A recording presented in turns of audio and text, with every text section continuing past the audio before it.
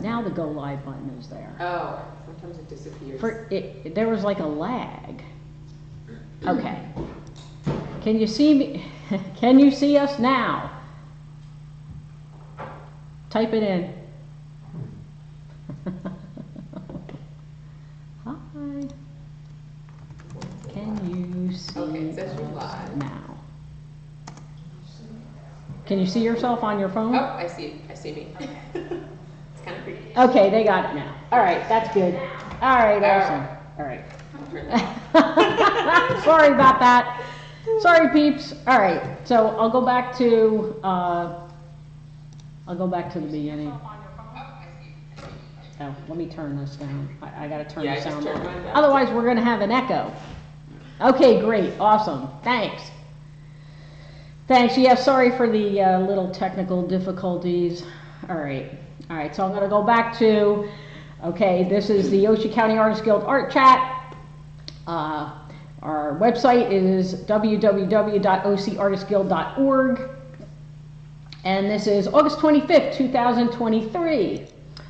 This program has been made possible in part by a grant administered by the Ocean County Cultural and Heritage Commission from funds granted to by us by the New Jersey State Council on the Arts.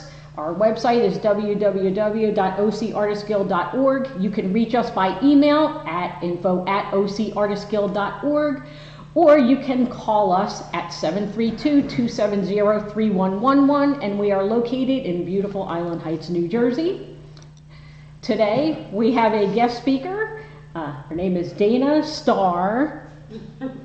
Yes. Would you like me to introduce myself? Yes, please introduce yourself, Dana. I shall. So I'm Dana Star, and I've got to meet the people here in this room, and if you're watching online, please be interactive on the chat, because I will go back and watch this so I can get to know you. And I'm watching the chat. I'm watching the chat so I can see. Perfect.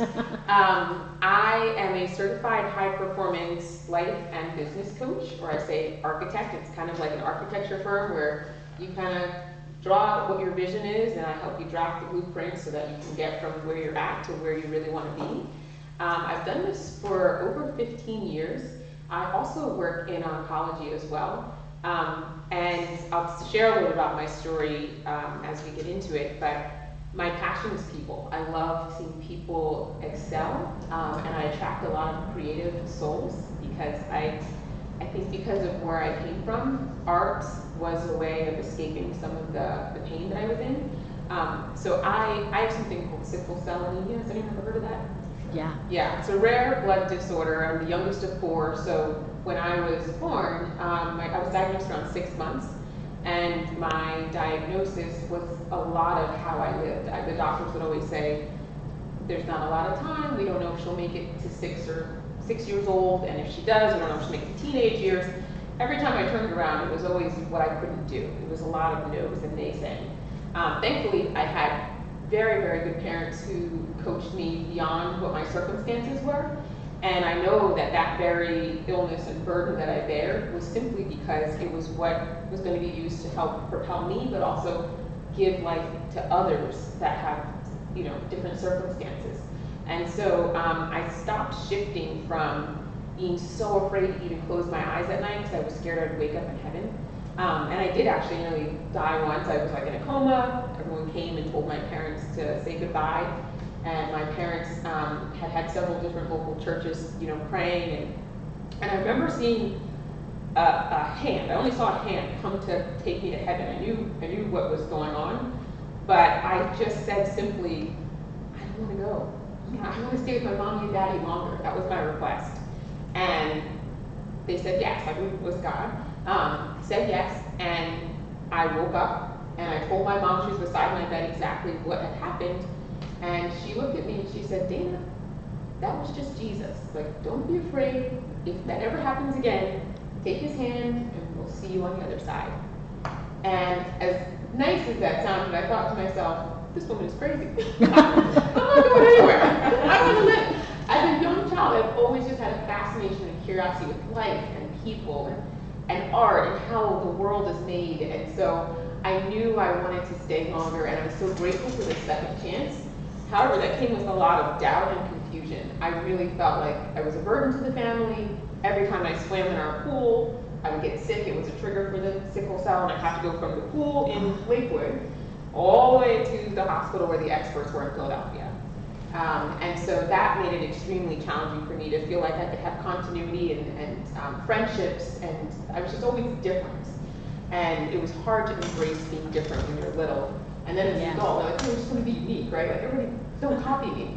But as a child, I really did struggle with that. And I struggled with finding my purpose, finding my place, and finding what I was actually called to do in this world. And it was through asking a lot of questions, and obviously the great coaching of my parents, that I realized, oh wow, like the very thing that I couldn't stand, that made me different, that kept me, I never looked in the mirror growing up because I couldn't stand the way I looked. Sometimes my eyes would be yellow or jaundice from the sickle cell. I was always small and scrawny, like I just didn't have a very high self-worth. And I built this process where I would just go through life, I wouldn't look people in the eye and I wouldn't look in the mirror, and it was a very self-depreciating process. And there's a saying that you will never surpass your own self-worth. It's virtually impossible. You will only exceed your artwork, your creativity, what you create in life is going to directly match your own belief in what your self-worth is. And so once I really embraced that, and I realized that, oh, my parents gave me compliments, it wasn't just because they were my parents. It's truly what I believe, like, yeah, they have to say that. But once I realized, like, oh, you know what? I do have unique strengths. I do have unique gifts. And when I kept questioning, like, what is my gift? What am I supposed to do? I realized it was, one of the things was really inspiring people into action. And it was also seeing people's potential that they couldn't see necessarily, but helping them get from stuck in their circumstance to really overcoming and having a more fulfilling life, whether it was in work and career, whether it was artists that I was working with, whether it was just someone who just wanted to have a better working relationship at home. It was really just applying those same high performance principles that helped me really succeed, and really connecting with who I am as a person, and then what does my own individualized process look like to get to where I want to get to, and then really crossing the bridge to the future vision that I'd always seen as a child, but somehow always kind of struggled to get there. And so once I stepped into knowing that purpose, that has been the most fulfilling and the most rewarding thing that I literally cannot unsee. And it's life-giving when you're, and I'm sure you all know this as artists, and when you're stepping into your purpose, there's just no greater feeling. You can do it for hours without getting paid, right? Creating art, and get lost, and sometimes you're like, oh no, I have other priorities. So that's a little bit about kind of like my backstory and why I'm so passionate with really helping others. I did lose my dad when I was a freshman in college, totally unexpected. And so Inspired Life Design Studio is the name of my company, and it's named in honor of my dad, to honor his legacy, because he was only 49 and had a very short time on this earth, but he made a very big impact. He was very generous, he was very giving, he was very entrepreneurial, he was very innovative, and I know that I get a lot of that from him, and my mom as well. So my mission is really to help people understand, none of us know the length of time that we have, none of us know, sometimes we have confusion on what it is we're called to do, but it's never too late to ask yourself those questions and discover how, or to have someone help you really get to where you want to get faster in whatever season or stage of life that you're in, and just really enjoy the journey and the process along the way. So that's a little bit about my backstory and how I help people. Is really through private one-on-one coaching. I do a group program that I've created. It's called Vision Ignition. It's a really cool program where people get really clear, accountable, and they create their own life blueprint for what it looks like to go from where they're at to where they want to go, and they start making the long, progress that they've longed for in a really consistent manner. And then I do different, customized workshops and things like that. So I do, fast forward, have 3 beautiful children of my own. And we were able to adopt my husband's younger sister when his parents passed. So I've got 4 children. I have all 3 boys are my own, and then Alicia is my sister-in-law / adopted daughter, and she's 28 and married on her own. My little munchkin turned 5 today. That's counting with my little guy. My little guy is going to be 2 in November, and then I have an 8-year-old who will be 9 in October.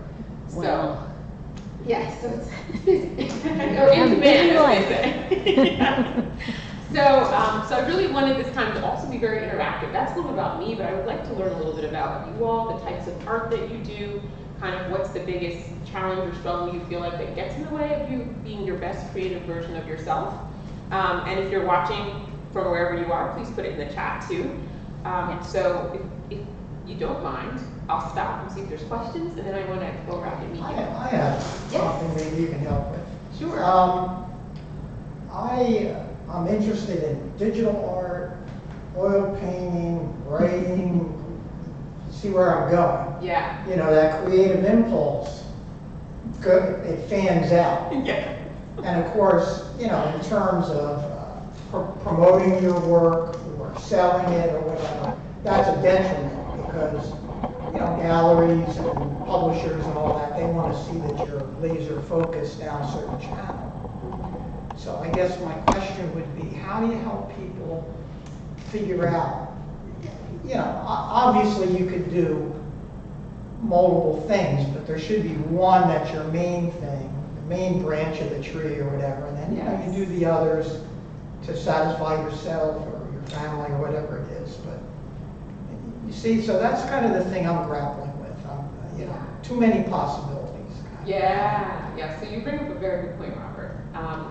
It's jack of all trades, master of none sometimes, and when you're very creative, we do go all. I'm the same. Very. I call it multi-talented, multi-passionate. It's a blessing and a curse. And so the way that I really help people gain clarity on that is, what are the most important pillars of your life? Like, do you need financial success right now? Do you need just more stability and a more creative outlet for stress relief? It really depends on where you're at, and based on that, plugging in what are you the most gifted at that will help bring you, if it's finance, what's going to bring you the most income and impact, and really structuring. I actually have an exercise, and maybe I can come back and we can do that as an exercise. There's a really cool, I call it people, pressure, priorities. Me and Kim got to do that, right? That was great. Yes. Yeah. It's a really cool way of kind of mapping out all those competing priorities or things that you want to get into, and then designing, okay, where do I plug it into that makes the most sense? And I'm not an or person, I'm an and person, like it sounds like you are. But what I will say is there should be timing. So here's the one thing I should focus on and go deep on right now, because it's going to help provide income for the future goals that I have, and it's also going to provide a depth of experience, and maybe to certain galleries, I'll gain that credibility in that space. Then once I've gotten where I wanted to get financially in that space, then I can go to the and options that I also want to do as well. So this way you're giving each thing its due space, tied directly to the goal that you're looking to achieve. Because if everything's a priority, then nothing's a priority. And that's the last thing we want to be seen at, you know, when we're in the space of the galleries, and we want to be known for something. So pick that thing you really want to be known for, and then just explore in your creative space, explore some of those other options that are going to also support your future vision. But first, it would start with, what is your future vision? What's that number one pillar you want to hit in terms of where you're at in your life right now? Excellent. No, seriously, I think you've hit the nail right on the head. I think, you know, looking for those sort of benchmarks, and, you know, there's got to be a priority lurking somewhere in my mind, right? You just have to, you know, get into that notch, like, and realize that's the thing that needs to be satisfied first. Yes. Is what see, you helped me already. Good. I like that. Yeah, this is just the beginning. And one of the things we would do too is exploring your core values. Kim and I also did that.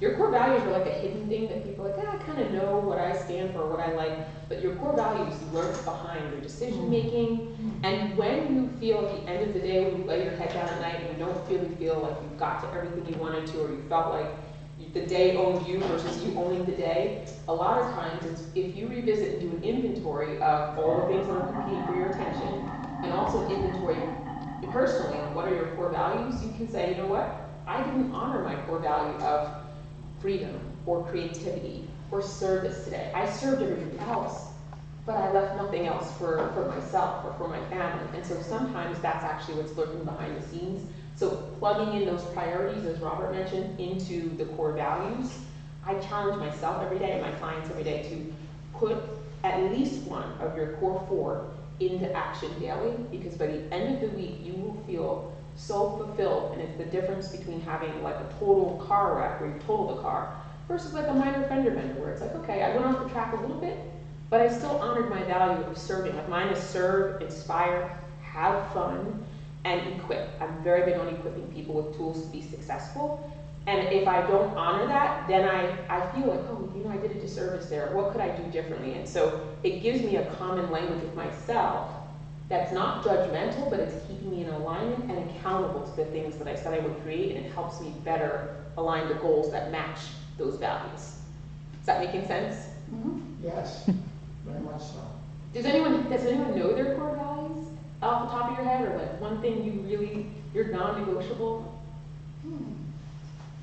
Integrity. What is that? Integrity. Ooh, that's a good one, Beatrice. Yeah.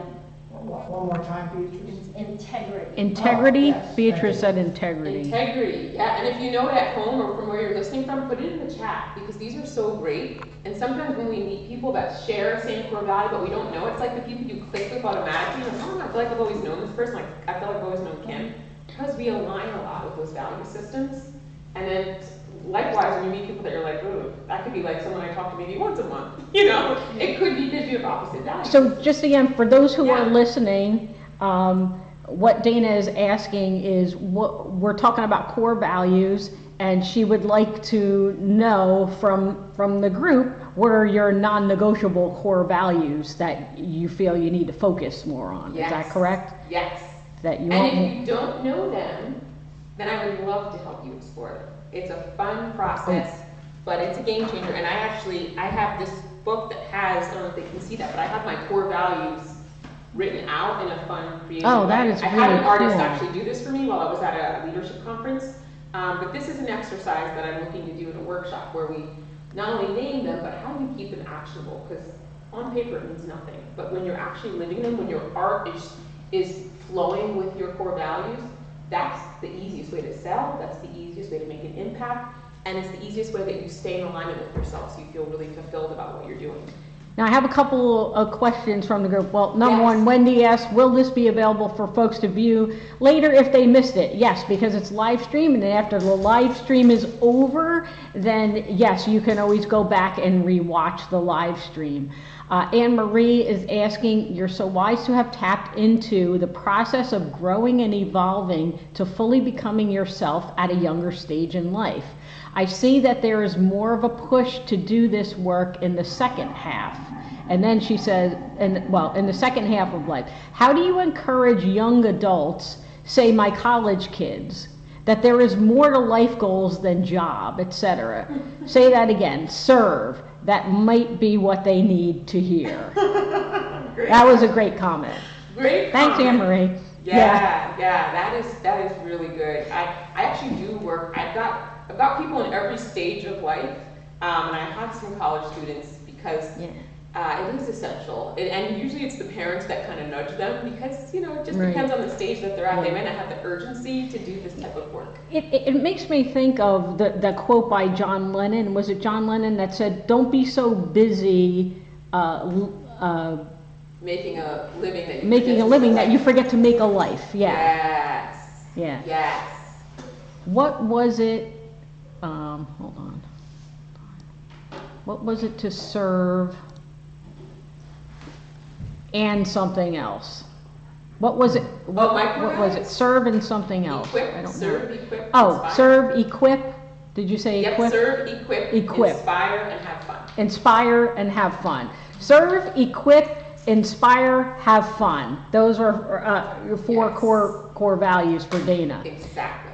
And yours, you know, everybody else is going to come up, have a different set. Yeah, or absolutely. modify it, tailor it to them. But that's a great example, you know. And for that college you set. students, I tell them when you're interviewing for a job, you shouldn't know just the company's mission statement and vision statement. You should know your own. Anytime I've interviewed or prepped people for interviews, I have them share what their core four are. It's a differentiator. It also helps them align to the story of who you are and why you do what you do, as opposed to just you're another smart person that can do the job. Yeah. Like that's kind of like a big Now, really quick, I know Beatrice. We know Beatrice. And who else do we have as a guest tonight that I haven't met before? Alina Ferrer. Alina, nice to meet you. Nice to meet you too. And we have Bob, and we have Francine. Hello, Francine. Okay. I just wanted to, get the view of the room The here. room, yeah. Except for me. That's all right. Beatrice, can you Nobody needs start me. us off? Can you tell me a little bit about the types of art you like to create, and what Just is get the to know biggest each other. challenge you would say? Sure. I'm a mixed media artist. I'm sorry, Francine, right? Yes. You're sorry. Mhm. Francine. I'm a mixed media artist. I've always been an artist. I had a textile design career for 40 years, so it's creating like textiles, of course, and upholstery fabric, dinnerware, wallpaper, and all that fun stuff. And then when I retired, I started doing realistic work, but it wasn't me. It was like work. So I moved on to more I love abstract that. and more Yeah. mixed media. And I collect a lot of things, so I'm always collecting a lot of things. And I moved into the mixed media area, and I think I've been doing that about 10 years, I guess, maybe 15. I don't know, time goes fast, but a long time anyway. And I enjoy it a lot. So that's, that's what I'm doing now. Now, my friend Tamara and I are having a handmade book show in the pop-up gallery. I don't know if you saw it and got a chance to look inside. She didn't yet, There's no. 2 galleries in there, and there's a pop-up gallery. Okay. So before you go look in there. And so we're doing handmade books, so we're working on that. So mine are a little abstract. Tomorrow's 2, really.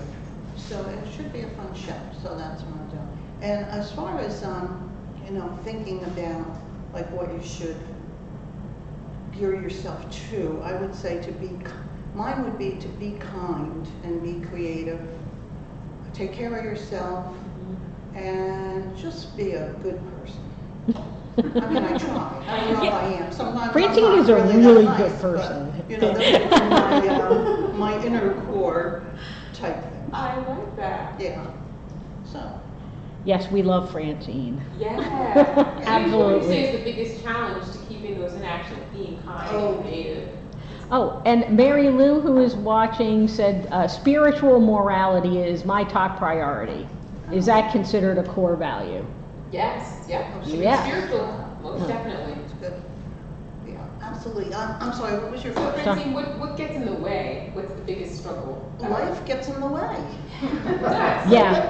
Every I think day, we'll- everyday chores, everyday stuff that you have to do. Very boring, very, I don't know, sometimes I just feel like I'm gonna scream. Oh my God, I gotta do the dishes again.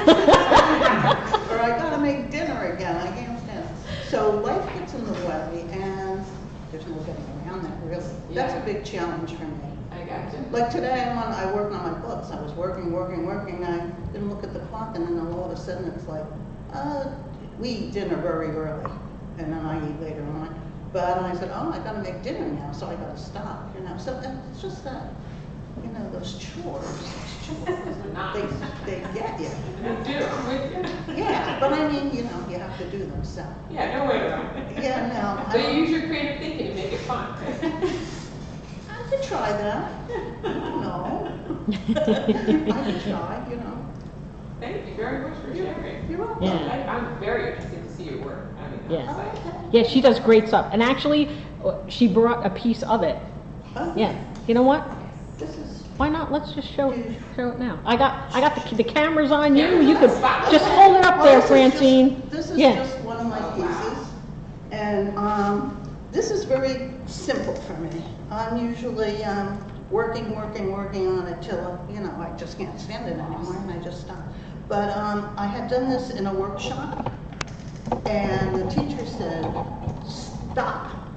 And I said, oh, okay. Otherwise, this whole thing would be covered. So that was It's gorgeous. Nancy Borsch, I think it was. And so I just stopped. And this is the type of stuff I do. I went through an Egyptian period, a Chinese period, a South American period, and this is my Asian period. Picasso, But anyway, so this is where I'm at now. And I'm taking a break from this because. Well, what are the materials, I mean, you have to say? The materials? Yeah, it's just very simple. This is a piece of parchment paper. Yeah. And this here underneath actually is a piece of papyrus Okay. paper. This is something I had taken a course once a long time ago with Dolores Ziegler. She was a teacher here for many years. And she actually got me started in mixed media. And she gave me this paper, and I was telling Bob, I have Xeroxed this paper about 200 times because I'm always using it. Oh, wow. And now I kind of, actually I don't use it anymore. Actually, I make my own, I think they're called kanjis. Oh, kanji, yeah. I Yeah, speak I- Japanese, so I read. Oh, really? Yeah, I mean, these don't say anything, but I make my own so they say stuff. And then just a piece of tissue paper, some gold paper I bought in Colorado, and that's about it, some string. A lot of different textures. It is, yeah. Turn it this way, Francine. Yeah. All right. There we go. Yeah. Nice. Beautiful. So it's simple. It's simple for me. Love it. Yeah, it's incredible. I love Asian art. Yeah, so it's good. It's good to do something that you don't usually do. Yeah. You know, like when I Oh, think yeah. a lot of artists get stuck. And the only reason I don't get stuck, I don't think I do, maybe I do, but I get bored fast. So, you know, the same thing all the time, you know, doesn't turn me on, so I move on. So that's Great. the story. It's gorgeous. Thank you for sharing that. Yeah, thank you. How about you, Robert or Bob? What do you prefer? Well, when I'm talking about artwork, it's Robert. Once the camera's off, you call me Bob. Okay, Mom. So we're showing and telling now? Yeah. I guess, and yeah, sure, why not? Yeah, tell us about the type of, so you already told the type of art you like to do, right? Well, like I said, I mean, I do a lot of realistic work. Yeah. You know, what's straight oil painting landscapes, and I had some success doing that, you know, years ago especially. I used Yeah. to sell a lot of paintings. But then I started doing what I call mindscapes, which were kind of organic shapes floating and just, you know, suggesting all sorts of psychological stuff. And Yeah. people enjoyed that to a degree. And now I do some digital art and whatnot. And this is sort of like Wow. a mindscape. I mean, this is sort of Cool. I guess I'm a frustrated sculptor too. I love to see this thing, you know, Yeah. produce, you know, large, but, I can see that at grounds for sculpture. yeah. Definitely. Yeah, and I call this protector. I see this as I guess a female figure, really. I mean, you know, it's obviously just kind of an abstract shape, but I see this as maybe an offspring. Yeah. And this figure I see is very, you know, there's a landscape suggested, green and sky, maybe hills in the Cool. background. And that's what But this is acrylic paint, I think, yeah. It's very joyful. Mm-hmm. Is it? But, yeah, but see, the large figure is protecting the sphere, the baby, or the, you know, this is kind of went through my head, but, now usually I paint these as bright red, like for organic life, like blood red, kind of pulpy. Yeah. So this is more of a spiritual figure, I guess you'd say, because of the white. Blue. You know, sort of ghost-like maybe a little bit, you know, it's a suggestion or something. So there's a lot, you know, so I put a lot of psychological stuff in. And of course, I allow people to interpret it any way that they want, because that's valid. I mean, what I put here makes trigger all sorts of creative things in somebody that's viewing it. Their ideas are certainly valid, and you know, they don't have to conform with my original inspiration. So there you go, protect. Cool. That's incredible. I like that. Yeah. You made, you know, the bottom solid green, solid gray. Yeah, it's pretty simple. Yeah, it's really simple, and then that makes the figures stand out. So Yeah. Very contrasting, So nice. yeah. The figure, There's, when I do these kind of paintings, so I always, oh, it's a little escape hatch. yeah, I see that. Wow, look Yeah. at that. Yeah. Yeah, that's so Just, I escape don't know, hatch. it's just a little trademark, you know. I do love the contrast between the fact that the figure has form and the other elements are flat, like Francine Yeah. said, and Yeah. it brings it out. Yeah. And like your most intense color is also on that figure, and all the other colors are less saturated, so it really, really stands out. Yeah, thank you. Do you do that little diamond on all your paintings? I'm sorry? Do you do that little The shape escape- on all your escape route. paintings? Escape hatch. That one right there? Oh, this guy? Yeah. Yeah, that's, not all, but, this type of painting, yeah. Oh, okay, that's interesting. Yeah. I like And here again, it's another psychological thing. Yeah. There's always a certain tension in a work of art, and so that's literally, you can You're stuck. escape. Yeah, that's good. I find that the shape of what you might interpret as a cloud to be interesting, because I also see that as a machine or a plane in the air or something, some kind of a vehicle. Yeah. Yeah, it could be. Yeah, it could be a plane. Yeah. I see it as a cloud. And then I have one other thing real quick. This is more realistic, although not, this is uncharacteristic for me. Ah. This is painted on board. Ah. It's sort of Halloween-y. It's Yeah. sort of one of the Cool. Victoria, Yeah, like it it's looks from great. one of the houses Yeah. nearby. Yeah, that's different. Awesome. And it's just all kind of dark and silhouetted and.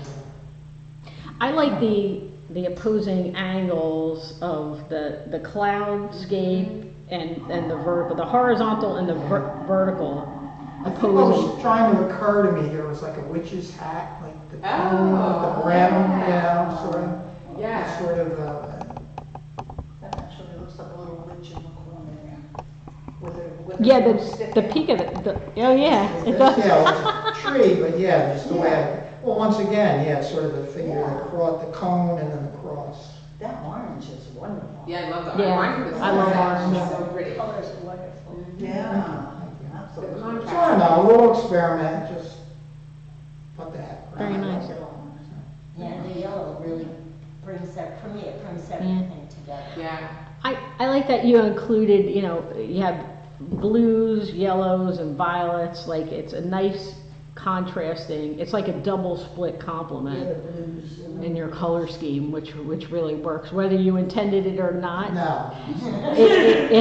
It works from an aesthetic perspective. Yeah, well, yeah, I It's know pretty- you're able to do that analysis, Not you're that, very good at it. Yeah, yeah.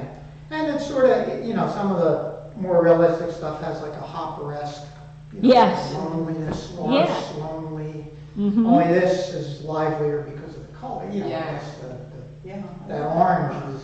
It's very warm and fiery. Yes, very much so. Yeah, that orange is That's spectacular. warm, it's energetic, Very nice. Yeah, Very nice. Thank you for sharing those. yeah, thanks for. Now, what gets in the way of you creating these masterpieces? Anything in life competing for your time and attention? Yeah, I mean, like Fran said, a lot of different things, but one thing, I don't know, I'd like to hear what everybody else says. I've kind of, at different points in my life, have had a fear of success, Oh, which, when you start to catch fire and people are paying attention, there comes a point where you don't know whether to take that next step, because with success comes responsibility. That's right. All of a sudden, now see, you're very comfortable in the limelight. I'm a shyer person, so, a lot of people, I'm sure you've encountered this probably many times, they're just getting that courage to take that extra step where the spotlight is really hitting you. Yes. And, you go from there. Because like I said, that it's a heavy moment, because people, from that point on, people want to hear from you, they depend on, your viewpoint on things, and, they expect something from you now creatively. There's sort of a pressure. I think you see this in the music world a lot. Somebody used to put an album out, and Yes. are they going to be a one-hit wonder? Or Correct. it's that second They album reproduce that, that right? makes or Yes. breaks them, right? Yes. If they have staying power, and Yeah. this kind of stuff is the same way. So that's been a stumbling block for me. I don't know. Yeah, It's a really good one. I can relate to that. Me too. Like I said, I've only sidled up to that point, and it's small, you know, I'm not trying to, What I often do is I sabotage myself. well, yeah. Like, It can happen. I know that I can move forward, Yeah. but for whatever reason, something miraculously comes up to prevent me from doing the thing that I want to do. Yeah, well, I guess that's what I'm talking about. Yeah. Which is really crazy. Yeah. Yeah.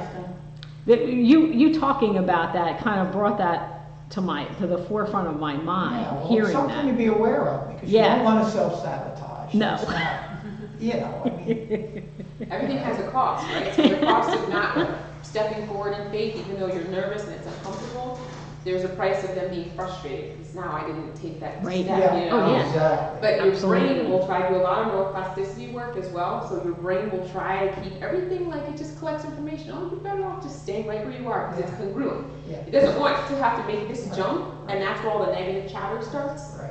So 85% of our thoughts are negative, and 95% are recurring thoughts. Yeah. So if there's not a process to break that, it will keep us. I guess it's talking about a comfort zone. Correct. And then if you don't break out of it, you chastise yourself. Correct. Come on, Yes. come on, Robert, you know, what are you doing? Mhm. Get it, you know, go for it. And if you don't, there's consequences for that too. Yes, there is. Everything has a cost. So you bring up a really valid point. Same. I actually am not comfortable in the limelight. I used to, my lips would dry and stick together. I had to sing in church. I would get so nervous. Oh my goodness. But it's an adaptive style that I've had to learn. Okay.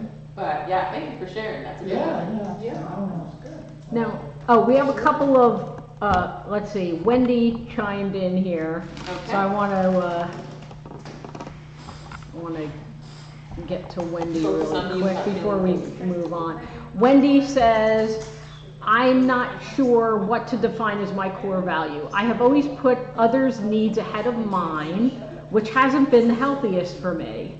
I've spent the last 2 weeks in Vermont trying to learn to relax and focus on me without feeling guilty, a work in progress. Can giving be a core value? Well, yeah, I guess generosity Absolutely. in that sense is a core value, a synonym for that, right? Yes. Was that Wendy's question about giving? Oh, I see it. Yep. And that's Wendy. That's a great one, because sometimes your inner self is saying you need to give to yourself. Sometimes the curse of being generous is we give to everybody else. I used to always tell my husband, everybody gets the best of you and I get what's left of you. You would come home tired, grouchy, frustrated, and like I would get like 5 minutes of time, and it was just, it wasn't good relationship-wise, right? And so how can you turn that core value into something that you do for yourself first, so that you're pouring from a full glass? Because we can't pour from an empty glass. We can't create this beautiful artwork when you're running on empty. You really expand your creativity when you take that and look at yourself first. And then it feels selfish, but it's really not. It's what would it cost me not to invest in myself, so that I can give more to others and give more to art and make a bigger impact with more sustainability and less, friction. Great one. That's another good one. She went to get her artwork. Oh, wonderful. Good. Great. Did you bring any artwork, Beatrice? No, No? I figured I'd check out what went on at Oh, Art okay. Chat Yeah. first Oh, all right. Before I brought anything. Do you want to tell us what type of art Is this you your do? first time to an art chat, Beatrice? Oh, I thought you had been here before for an art chat. No. Do you want her? I can go. chat. Beatrice, Beatrice in a book chat. Yes, book. Yeah, we've definitely seen And a Beatrice at couple of- book. And a couple art classes. Yeah. Yeah. So, Alina, do you want to tell us then? What type of art do you do? So I feel like I'm a fish out of water. I don't consider myself an artist. Oh. I'm a wannabe, I think. At least I consider myself.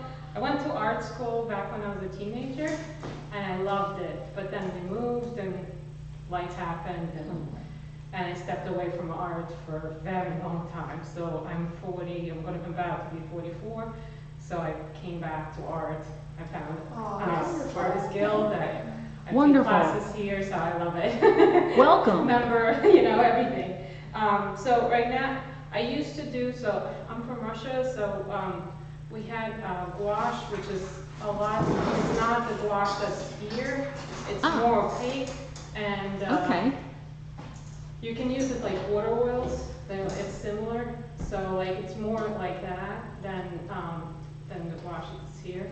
So that was the medium that I used to love. Oh, like I used to paint gouache is with. really nice. Yeah, and I love the fact that you can if you make a mistake, Yeah. you cover up and go over it many, many times. Well, I'm trying something different. I'm trying watercolor, and it goes against my nature.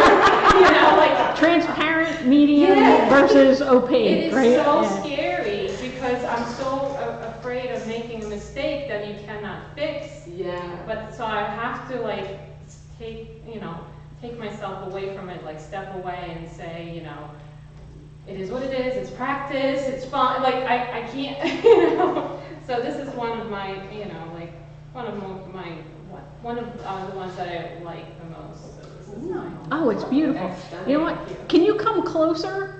And so that we can see, we want to be able to see I'm this a fish better. out of water. Yeah. I don't think you're a fish out of I'm water. just out of water. This is my No, first time. come over here. You're in the I'm water. sorry? That's great. That's beautiful. Pineapples. Isn't that beautiful? Yeah, hold on over here. There's a lot of depth to it. Yeah. It's A lot of beautiful. intricacies there. Even Wonderful. though you have the tablecloth folded, wow. Well, You know what? The folds, oh my God, this is the first more successful one, but I absolutely think you can call yourself an artist. My teachers used to say, What? it's just a piece of paper. That's the scary Yeah, part. it is. It's just a piece of See paper. real quick, Kim? Yeah, sure. But you can, All right, go. Yeah, just. Now you can pass it around. Wow. Yeah. It looks It's like- beautiful. It looks like a drawing, that's what's so cool about it. Yeah. Oh, thank you. Well, I think I struggled gorgeous. with that too, that I wanted to make it look realistic, but I'm realizing if you want to make it too realistic, then might as well take a picture. What's the point of art? So like that, I'm. Yeah, that's something that we all struggle with. But I want to make it real, like I want to make it look like you want to reach out and grasp, but that's not, Very nice. Put your own Beautiful. artistic blend into it. Our remote participants said, very nice. They like your work. See, you're one of Keep us. going. Yeah, no, I have plenty here, but it's all like trial and error more or less. So, Yeah. That's a big part of it. It's beautiful. I love how you did the Very pineapple in the dish, like you made it softer, like you seafood the dish. Well, You did that very nicely. Well, that's I go in many times, like, so my teacher's Carol Coben, and she's trying to get me to do it once, Yeah. from like the get-go. No, I go very light, and then I layer, because I'm so afraid of ruining it, where I can't get the value just right. But it is okay to do layers because with the transparent medium like watercolor, that is one way that you can work with it. You can create beautiful effects by glazing the watercolor. That's So- what, it seems like that's where I lean towards, Yeah. but I'm, I mean, it's good to try other methods too, but yeah. just know that that's okay. I mean, there aren't really any rules. If it works for you, you can do it. Yeah, I get really nervous when it's like, I feel like I'm just coloring a page, so I'm like, oh no, that's not, it should be a certain way, but, It's Well, amazing. botanical artists, they put a lot of layers. Yes, Mm. botanical They don't artists just do it absolutely once work like or that. twice, Right, Go in 20, 30 letters. right. Well, you Yeah. have to figure out your own way. Right. Yes, that's. Which way do you- If you do like working in layers, a great botanical artist to check out is Diane Sutherland Ball. I had a workshop with her. Now, botanicals are not my thing. I tried it, but she has an absolutely beautiful technique where it's many glazes and very, very detailed and beautiful. Thanks. So, yeah. I have to write down that. Diane Sutherland Ball, yes. Years ago, she did a workshop. It was actually down at Pine Shores Art Association. We had some artists down there who were, interested in botanical art. She's actually from the UK. And she came to the States and did this workshop. Yeah, she is very, very accomplished, award-winning botanical artist. Yeah. I'll definitely check it out. So yeah, definitely check her out Thank you. for inspiration. And thank you for inspiring us. Yeah. Be, Gotta get from your home. Yeah, thanks for coming back to your first love of art. So what gets in the way? I mean, do you find it gets in the way of you creating Fear. Fear? Oh my God, fear. I think I'm like, the pendulum swung the other way, now I'm all in, you know, so I'm trying to get out of the fear more into, you know, like. When you say fear, fear of? Oh, fear of failure, fear of, you know, making a mistake, fear of, you know, more like the you know, like when you approach an art, a painting, that's, yeah, definitely fear is 100%. Like I'm trying to be more bold and, you know, not overthink things. Yes. Yeah, I tend to overthink things a lot. You're in good company. Yeah. That's good. Oh, I mean, Thank you. thank you. Thank you for sharing that. Thank you for taking a step back into art. Thank you. Oh yeah, and that's, I do love, like you said, you know, you lose time. You paint, you sit there and paint, and time just goes by and you don't know. Smells the Yeah, smells. smells. Yeah. But yeah, I'm an engineer, so like I'm very, very. I'm married to one of those. Yes, numbers, logical, that's Yeah. my brain, so this is like, you know, and it's not, I won't say it's second nature, but it's like a totally different part of myself. Yeah. It's nice to get to know that part of yourself, isn't it? Oh, definitely. And I wanted to go that route back when I was a Yeah. teenager, but Yeah. in the back of your mind, you guys, you know, probably what starving artist was Yes. in the back of my mind. I'm like, I need money Yeah. to live. Gotta fund the mission. Yeah. I can't afford not to have, you know, so yeah. I went in, and I'm not, engineering's not my passion, so, but that's my current living. That's awesome. What do I Are you still, you're doing engineering still now? Oh, yeah, full time, and this is more like Oh. part-time on weekends. Nice. Very cool. Cool. Thanks. Thank you so much. Thanks for joining us today and showing us your beautiful work. Thank you. And yeah, we're definitely welcome as a new member. You know, we're happy to have you. Thank you. Yes. Yeah. Very How nice. about Beatrice, let's hear some more from Beatrice over there. Let's hear some sad stories for teachers. Right now, I'm in the process of reintroducing myself into the world. I left work 8 years ago, and I went back to school and thinking that I would get back into my career with some additional training, but that didn't work out. I wound up taking care of my mother for 4 years, who just died a year ago. And so now I want to get back into the swing of things. So what I'm trying to figure out is what path I want to take. I have decided that I want to go back to work. I love being engaged and I like having things to do. But after being out of work for 8 years, it's a daunting task. So one of the things that has been fun to keep my mind off of that has been connecting with what I call OCAG, if they don't mind. Yeah. Mm-hmm. And Kim, and I did take a couple of art classes and I'll be taking more. And it reconnected me. I was a fiber arts major in college, who thought I couldn't make a living at it, so I became a computer programmer. So I've been in IT for 40 years. Wow. Yeah. That was my life. And I love it. I love every stinking bit of it. And I've done many, many, many things.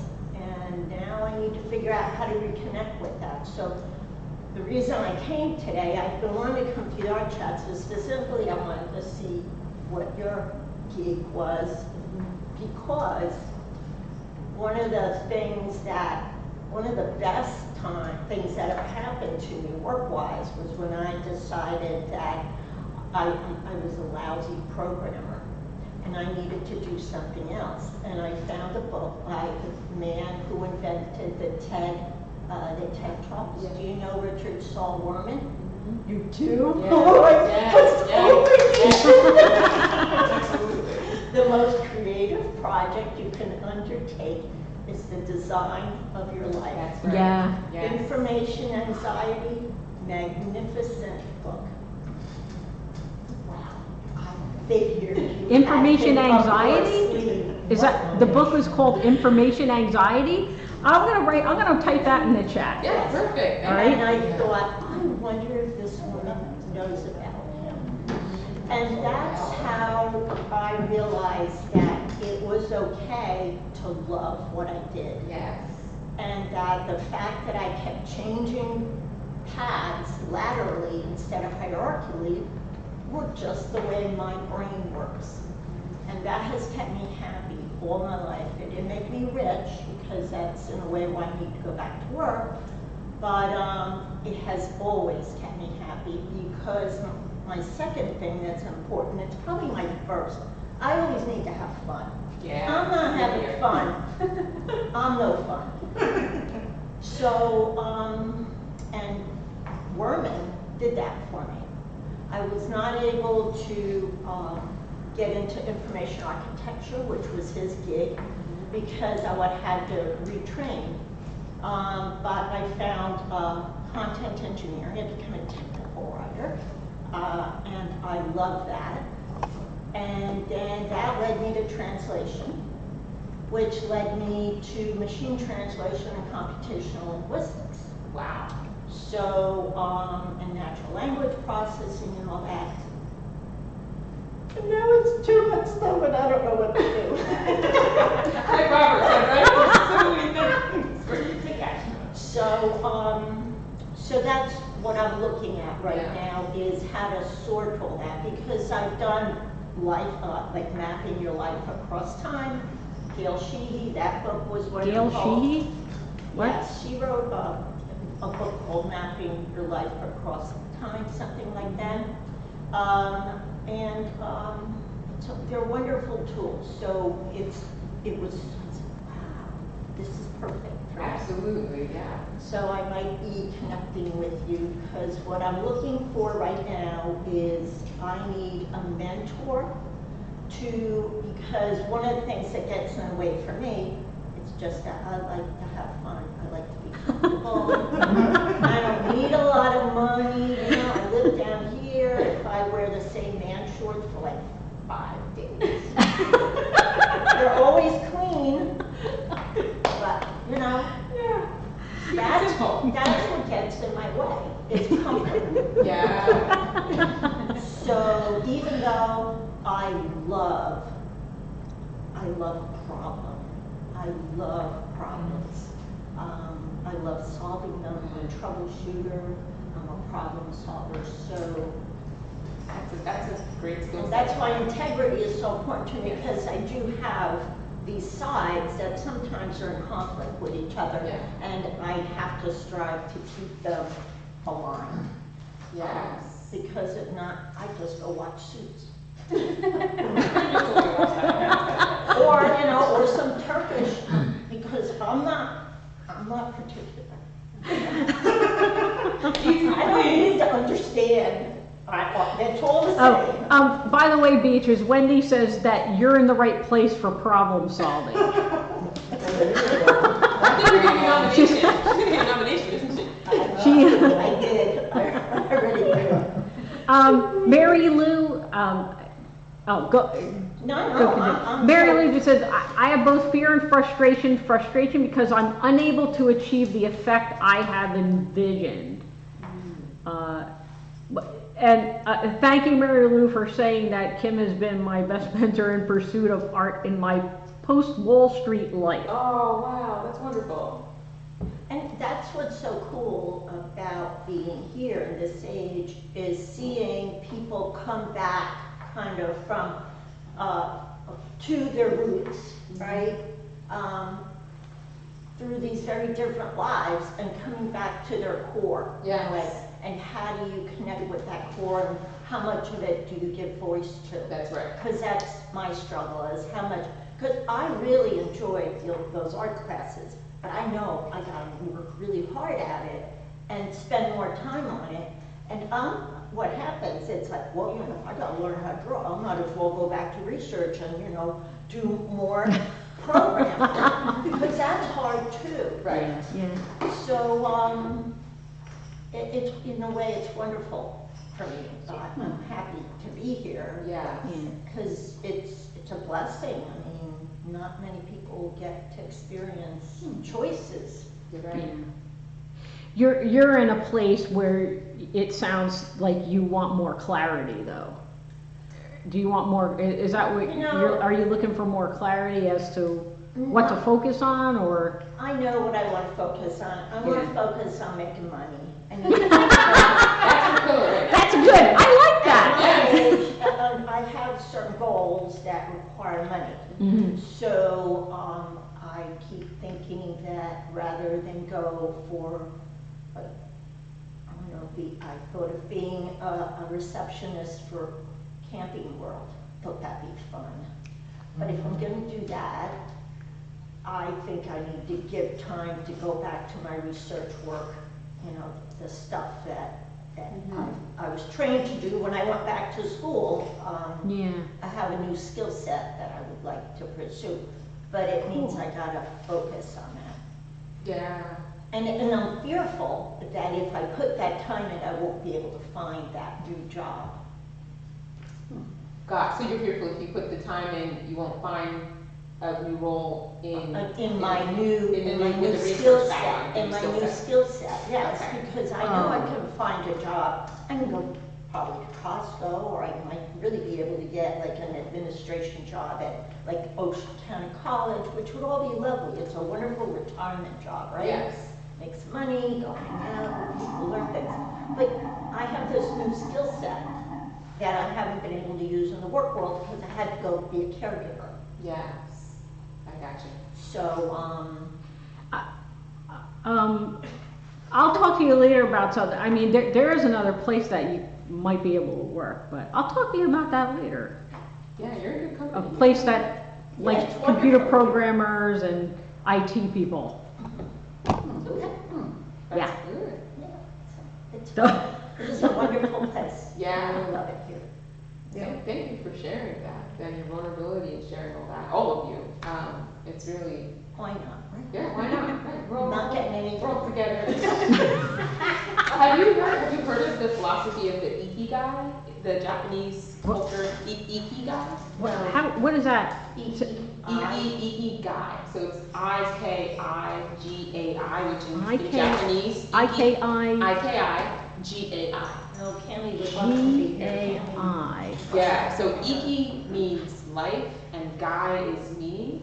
And there's a visual. Maybe I can figure out a way to get you all the visual. Yeah. It's a really cool visual that shows these. Spell it again? Yeah, Ikigai.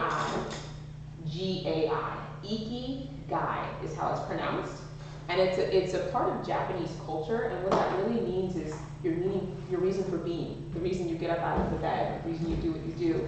There's a region in Japan that is known to have the most centenarians in Okinawa, and one of the things is they strongly live out the ikigai. It's not just a theory, but they put it into practice. And they actually don't have the word retire in their vocabulary, which is the most fascinating thing.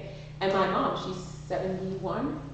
Same thing for her, she's retired, but we don't say retired, we say she's reinventing life. Like she's reinventing, what she wants to do at this stage in her life. So she just got certified and does speaking and helping other women who are widowed or figuring out kind of what's next in their season. But this ikigai is something that I think you all would like because it ties in what your passion is, what your mission is, what you get paid to do, and what you're actually really good and gifted at. And when you get them all together, it's the sweet spot of getting paid, having balance, and feeling not just financially full but mentally empty. You really can have it all when you really actually do the deeper work to understand what is my ikigai, what is my purpose, what's my why. I think I need that. It's a really fun process. Yeah, it's been really helpful to uncover that. And then when you get up, even going to the gym is no longer going to the gym. It's like, oh, I'm going to create some more longevity for myself. I'm going to increase my energy. Like, you really connect that inner purpose as opposed to the task obligation part of it, the chores, right? I'm going to serve my family. Like I get to serve. I say that all the time, doing the dishes or doing something with the kids, right? Boy. It's a great way to psych yourself out, right? But that's really the key to happiness and longevity is doing what you all are doing. You're of art, despite the challenges, the competing priorities, and the circumstances, uncovering what's holding you back, and actually getting really smart with yourself and knowing what your default distraction is, right? Because we all have our distractive techniques. So every time I catch myself like sweeping the floor, I know I'm like avoiding something, and I'll say, all right, thank you, Dana, go do what you're supposed to do. Like, and just putting a process to really succinctly and consistently make the progress. It's been said we don't rise to our goals, we fail to our systems. That's James Clear, who's my favorite, Atomic Habits. That's the problem. We can all set a goal, but getting there, like you said, the fear of success, the fear of messing up, the fear of, oh my gosh, I won't be able to use the skill set, or now I have so many other competing priorities to do. That's what really stands in the way. But you were put on this earth for a reason. You weren't put on this earth to live small, and with these types of talents that I see, you need to step into your purpose. You need to fulfill it. Don't let anyone hold you back, including yourself. Because we talk to ourselves in ways we would never even have a friend talk to us, right? So really keeping yourself, your mindset, your identity, and then your daily process, your daily routine for building success is the key. And I'm here to help support you in any way, shape, or form. Please stay connected. I've got all kinds of fun tools and practical things that I do from a behavioral standpoint, a neuroscience standpoint, but then just good old clean fun. Don't worry, features, it'll be fun. So, Dana, can you describe your program? I'll type it in the chat, Yeah. the program that you offer. So the group program that I'll be launching in the fall is called Vision Ignition. It was initially a 6-week like jump start to really help you get clear and accountable. So what is your life vision? You create a personal mission statement in there. You burn the bridges on those things that are holding you back, some of the things we just named. And then you kind of create your own process and blueprint that you keep yourself accountable to really meeting those needs. And so that is now, I've transformed that into a 3-month, 90-day experience. It's a 3-month, 90-day experience? Yes. Everyone that has gone through the 6-week has said, oh my gosh, I want more, I need more. And I really do. I see people within the first few sessions, they have breakthroughs. But the key with coaching is its transformation over time. And so it works best when you have at least 3 to 6 months of guided assistance. So some people go through the group, some people do group and private, depending on the depth and scope of what their needs are. So that's a lot about the group one. We do mindset work, we do some neuroplasticity work, we do pattern disruption of like what keeps you stuck or in procrastination, and then we do the identity piece. Identity, process, outcomes. That's always a part of my coaching, no matter what. Who you are, what's your process, and what is the vision, the future vision that you have for yourself, and making sure that you're in alignment to get there, and staying in balance as well. So that's that program. Now your website, where they can access more about that, is it Inspired Life? Inspired Life Design Studio. Inspired Life Design Studio.com. InspiredLifeDesignStudio.com. InspiredLifeDesignStudio.com. Okay. Great. Yes. I also have a dream test that's just really fun. A what? A dream test. A dream test? Put your dreams to the test. And so it asks 10 vital questions that are essential to understand the gap between what you want and where you're at and how you're getting there. And so you take the assessment and then it spits out your score. And then based on your score, we do like a little brief consult on like, okay, what supportive tools would you need to get where you want to go? And then you can kind of decide what's a good fit for you. Maybe you want to try Vision Ignition, a group coaching program. Maybe you're like, I just want to go really far, really fast, and I want more support. I want private one-on-one coaching. So I do private one-on-one coaching. And then I do workshops. So if Kim ever wanted to bring me back and we did, that mind map that we talked about, yeah. or, I call it the why workshop, like why do you do what you do? Yeah. That incorporates the Ikigai and things like that. That's also something that's fun and creative that we can So you can together. do a group workshop for us here. Absolutely. Okay. Yes. Yeah. So that's a little bit about how I help people, how I serve. Any questions, any comments? This has been really fun. What kind of clients do you have? Oh, good question. So I work with a lot of creatives.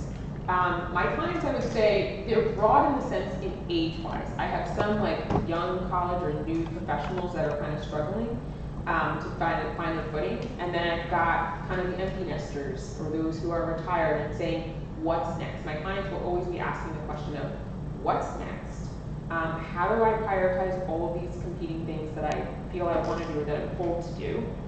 And how do I have a little bit more balance and fulfillment? Because multi-talented clients usually lack balance because we're all things to all people, right? Kim's like, I'm not saying I'm multi-talented. You are. Oh my goodness. I want to disqualify that statement, but. She's so talented. I did an assessment with Kim and I was like, wow, like no wonder why you're the president of the guild. I mean, she's just incredible, such an incredible wealth of experience. It's because nobody else wanted it. It's not just that. It's not just that. You are awesome.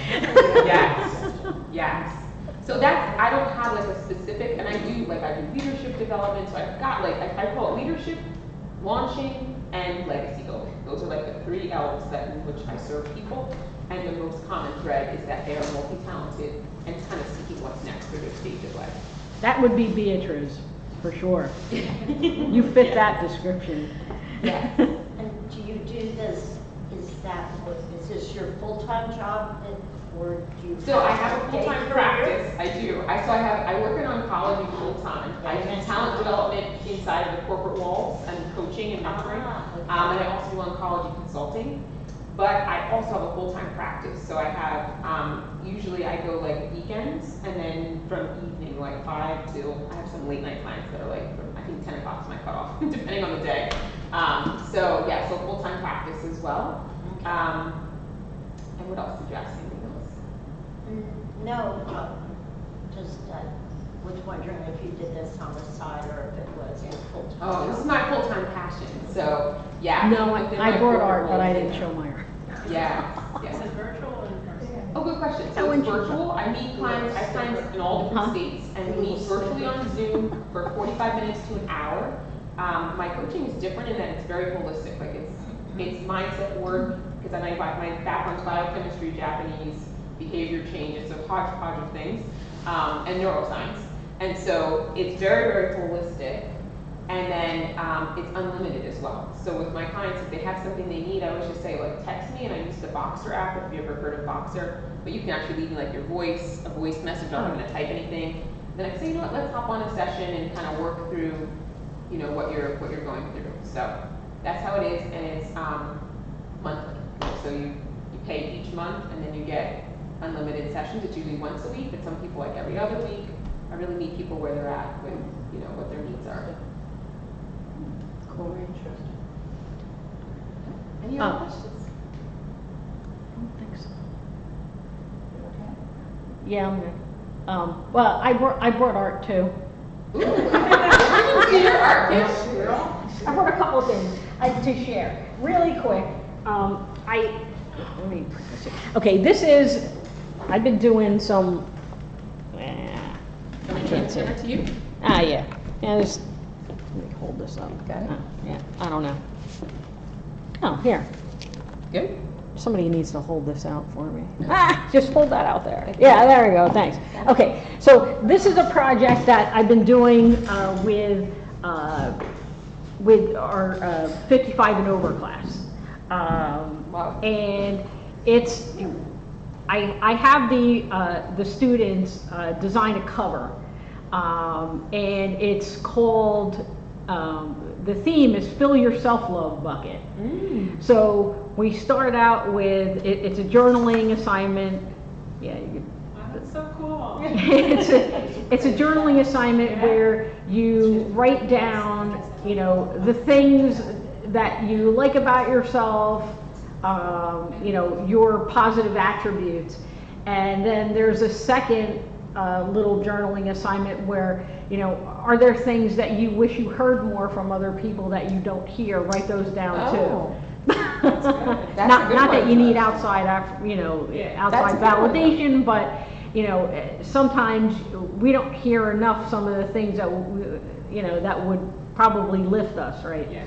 So the assignment is more about, you know, personal empowerment and being able to lift yourself when you might not have anybody to depend on. And so anyway, that's what that becomes the T-shirt. They write those words repetitively, you know, on a piece of paper, and then we cut it out into a T-shirt the design of the t-shirt. Oh. And then it's basically, it's an abstract background that we paint, and then it's collage, it's mixed media, because, you know, you cut out the shirt, you cut out the head. I didn't even We, realize. you know, we go over the, you know, the proportions of the face, and, you know, you collage the hair and all that. So it's basically a cartoon selfie, and That is so with the fun. theme of fill your self-love bucket. So that's, you know, I wanted to share that because, you know, It was probably, an exercise. Did you get to do this? Yeah, I was in a class. Yeah. Oh, Yeah. you have to bring yours. I'd love to do Yeah. this. She did it. I see sexy on here, talented, kind, tenacious. This is awesome. What a great Patience is reminder. probably number one on that. I love But it. Yes. So that's some of the fun stuff that I do, and not that this kind of stuff isn't fun, but this is where, this is my tech, that's gotta go back further. Back further? Yeah. Okay. This is my realism that I focus on a lot. You know, I do a lot of, you know, realism. I do enjoy realism too, as well as the abstract. And this particular painting has gotten me a couple of awards, and that's one of the reasons why I brought it in. Because I also, the reason why I brought in that example along with the realism is that I'm not sure what direction I want to go in.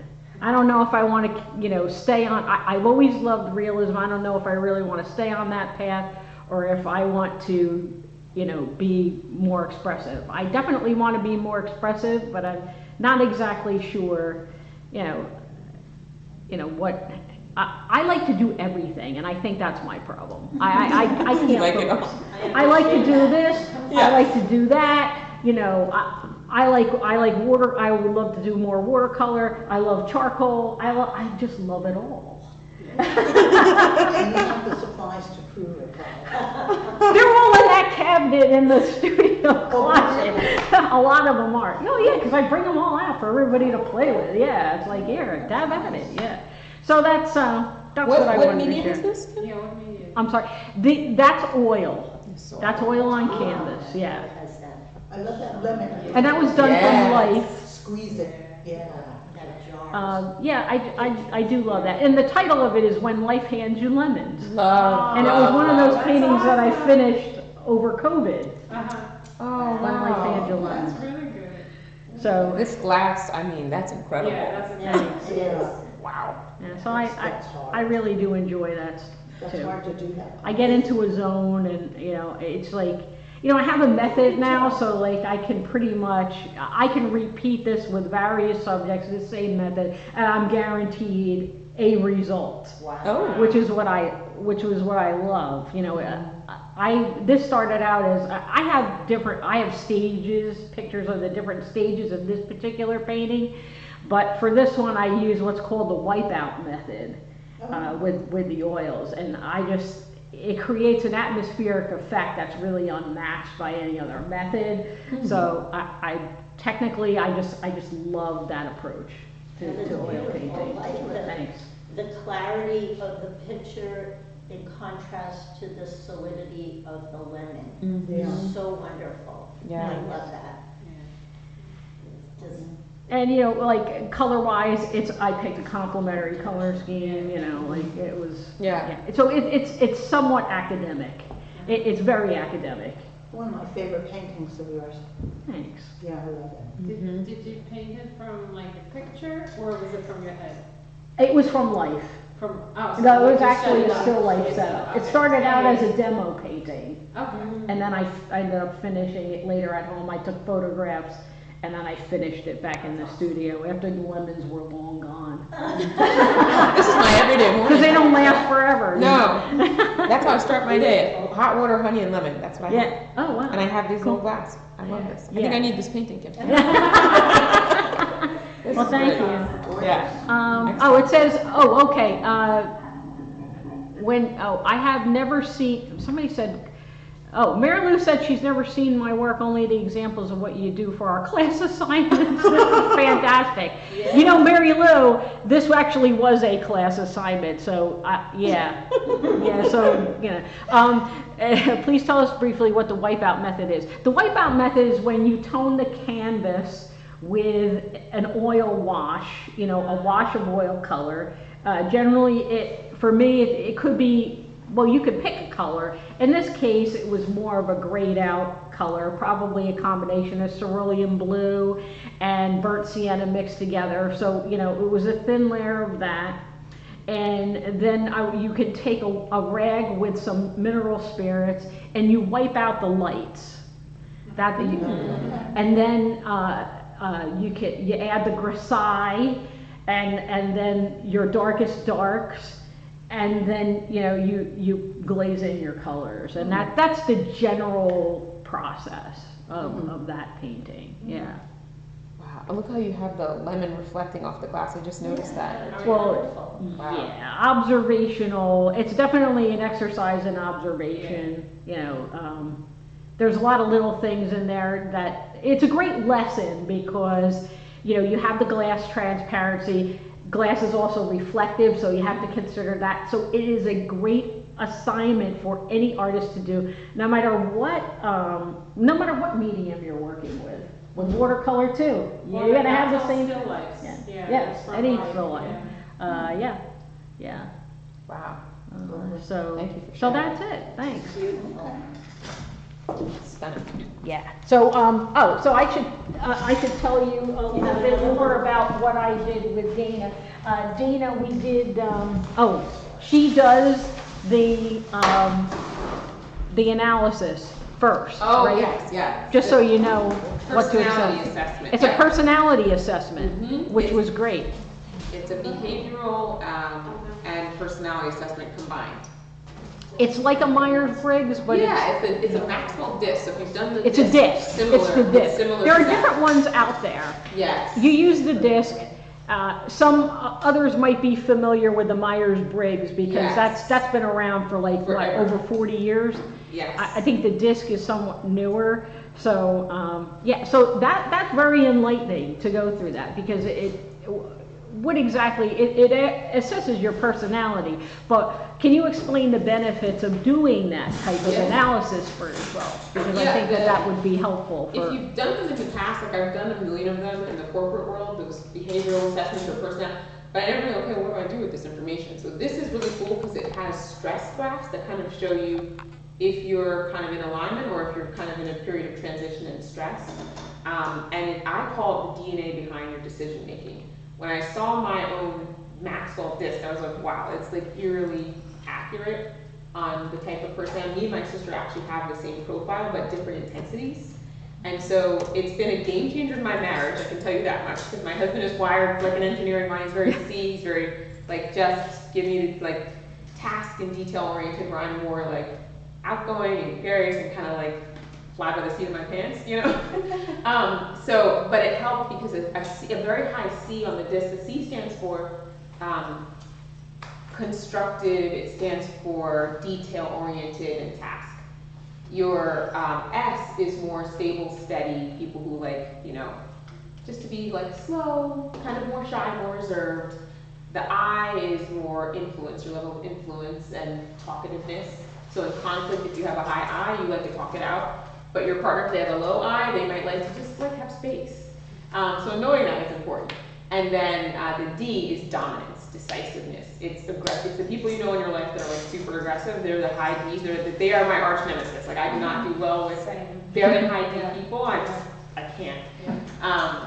And so knowing the information, when you look at it, it looks at your strengths personally as an individual, and then it also looks at your leadership strengths as well. And those are the tools. It's like a treasure trove that you use to say, okay, what challenge am I facing?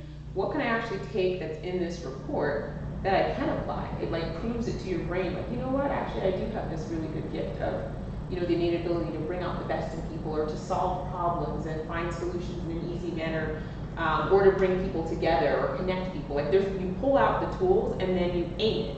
So you aim it so that you can apply it at work, relationship, finance, whatever season of life you're in, your artwork, whatever that is, to help you really be more successful. And it helps also uncover blind spots. There's like a page that you give to someone else, so some people give it to a spouse or a friend or a coworker, and they check off what they think about when they think of you. And so then you have a dialogue about, okay, it's how I see myself is so different than how others may perceive me.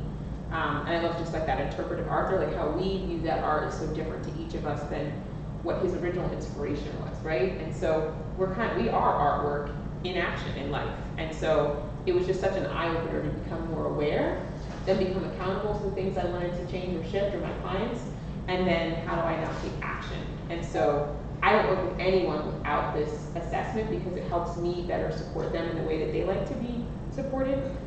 It's like the golden rule, like your mom always said, treat people how you want to be treated, but this teaches, treats, and coaches people in the way that they best. Just really kind of softening my approach has really helped me better understand the way he thinks and how best to connect rather than conflict. So that's what Kim and I got to do together. And Yeah. Kim is just so robust with talent and things that she does.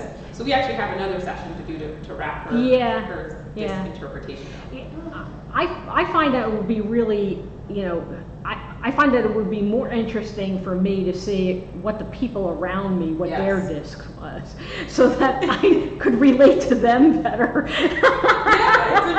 I find that that's my biggest challenge sometimes is, understanding others and, explaining myself, I think, too. So that relationships in all areas of your life are improved. I think it's definitely a great, valuable tool. Yes, yes. It's like linguistics. It's like you can go to any Spanish-speaking country, but unless you speak the specific dialect that speak in that country, you could forget it, right? And so this is really getting you speaking the dialect of the person that you work with or connect with. So a lot of times I do them for partners, business partners, creative partners, so they better can have that understanding. It's fun. Any other questions? Do you do any art yourself? So I was not given the gift of art per se. I do actually love landscape. I love sketching. Painting I got into for a while, but I never revisited it back. And photography. And I play the piano, so I like deconstructing songs and like remaking them. So that's kind of how, but yeah, art is definitely, my son is an aspiring artist, the 8-year-old, he loves art, and so we're gonna bring him here for some lessons. Kim taught my nephew, he's been phenomenal, so I think I'm gonna start taking some lessons too, because I do find it very healing, and very inspiring. I mean, I've sat in chairs for hours, getting infused or things like that, and when you have art to help bring your mind somewhere else, it's a game changer. And it's a great stress buster. According to the book that we read, Francine, it lowers your cortisol levels when you are engaged in a creative or art activity. Correct? There you go. Your brain on art. Yes. Yes. Well, I do want to thank Dana for coming out. Thank you for having Thank me. you so much. And stay tuned. If we end up having Dana come back for like a group session, we'll let everybody know. In the meantime, in the chat, I gave you guys her website and the name of her program and some other details. So, feel free to reach out to Dana. Yes. And again, we are so happy that she came out and spent some time with us and shared with us some really, really valuable information that can help those of us who feel like balloons hopefully begin to get some clarity on what it is we want out of our art and our lives. Yes. So thank you again. Thanks, Kim. Any other final questions from the online chat? Wendy says thank you, Dana. Of course. All right. Okay, now together. Not a stretch to do the rest. Did you guys see this? Oh, Yes, that's that's right. beautiful. I did. Oh, you were holding. Yeah, she was holding. Thank you. Kim, does someone have to know how to draw their own face? Like, what if you're not really I'm not that great at drawing faces. Like a couple years ago, I was in exactly. Mary Lou says thank you, a very worthwhile time. Oh, wonderful. Thanks, Mary. Yes. Okay, we're gonna end the stream. So, as soon as you said that, I felt Thank like you, I'm thank you. learning to love it because I'm in it